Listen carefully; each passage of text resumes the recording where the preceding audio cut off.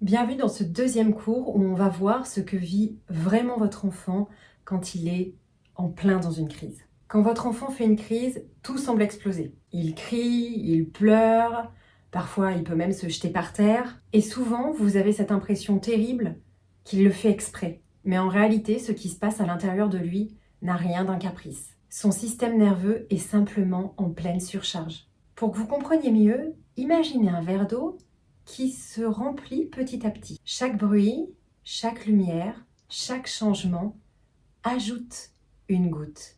Et quand le verre déborde, ce n'est pas un choix, ce n'est pas une mauvaise attitude, c'est juste trop. Chez les enfants hypersensibles, atypiques, ce seuil de tolérance est simplement un petit peu plus bas que chez les autres enfants. Là où un autre enfant encaisse sans difficulté une journée d'école, un bruit d'aspirateur ou un repas au restaurant, le vôtre, lui, ressent tout 10 fois plus fort. Son cerveau reçoit un afflux d'informations qu'il ne sait encore même pas filtrer. C'est un petit peu comme si toutes les lumières de la vie s'allumaient en même temps dans sa tête. Le corps entre alors en état d'alerte.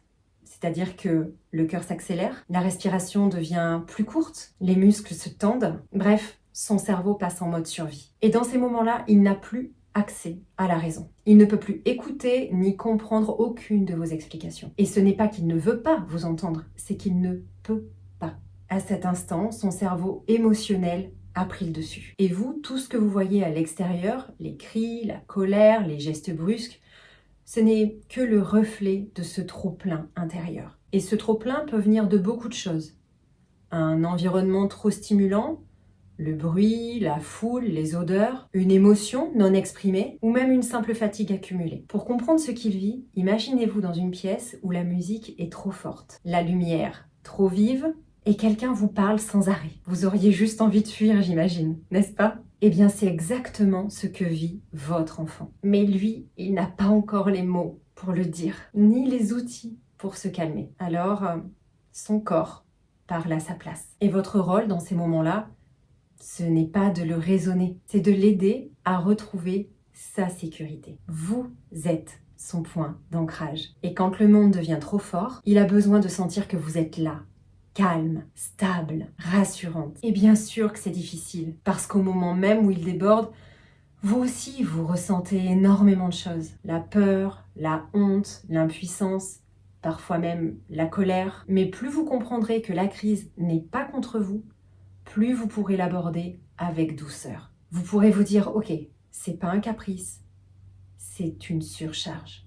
Et déjà, cette phrase change tout. Dans ce programme, vous allez découvrir comment agir pendant ces moments de crise, sans cri, sans punition et sans culpabilité. Mais pour pouvoir aider votre enfant à se réguler, il faut déjà comprendre ce qui se passe dans son corps. C'est ce que nous approfondirons dans la prochaine vidéo. Comment le cerveau et le système nerveux d'un enfant hypersensible fonctionnent différemment et pourquoi certaines choses le submergent autant. En attendant, je vous propose un petit exercice d'observation. Pendant les prochains jours, quand une crise éclate, ne cherchez pas à corriger tout de suite. Essayez simplement d'observer. Et notez dans votre carnet où est-ce que ça s'est produit. Qu'est-ce qui s'est passé juste avant la crise? Quels signes pouvaient annoncer cette crise? Vous verrez que vous allez commencer à repérer des schémas récurrents. Et ces observations deviendront une base précieuse pour tout le reste du programme. Souvenez-vous, une crise n'est pas un échec. C'est une communication maladroite d'un système nerveux qui cherche à dire par tous les moyens « Hey !»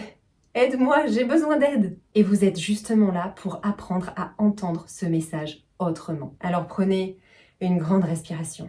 Vous êtes sur le bon chemin. Parce que vous faites déjà un pas immense en choisissant de comprendre plutôt que de juger. Dans la prochaine vidéo, on va plonger ensemble dans le fonctionnement fascinant du cerveau d'un hypersensible pour que vous puissiez enfin voir les crises autrement.